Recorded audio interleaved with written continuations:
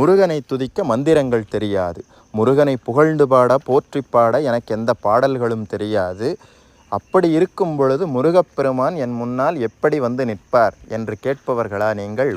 உங்களுக்காகவே ஒரு வழி இருக்கிறது. முருகப்பெருமானுக்கு மந்திரங்கள் தேவையில்லை, புகழ்ந்து பாடும் பாடல்களும் தேவையில்லை. ஒரே ஒரு மந்திரம் இருக்கிறது. அது மந்திரம் என்று சொல்வதை விட ஒரே ஒரு பெயர் இருக்கிறது. அதை சொன்னால் போதும், முருகப்பெருமான் உங்கள் முன்னால் ஓடோடி வந்து நிற்பார்.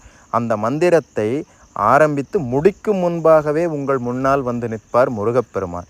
நீங்கள் மனதார முருகா என்று ஒரு முறை அழைத்தால் போதும், ஓடோடி வந்து நிற்பார் உங்கள் முன்னால்.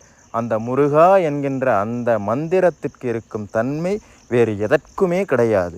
முருகப்பெருமானை உங்கள் முன்னால் அன்பால் கட்டி இழுத்து கொண்டு வந்து நிற்க வைக்கும் அந்த மந்திரம். அந்த மந்திரத்தை சொல்லி முடிக்கும் முன்பாகவே உங்கள் முன்னால் முருகப்பெருமான் வந்து நிற்பார். இது சத்தியம்.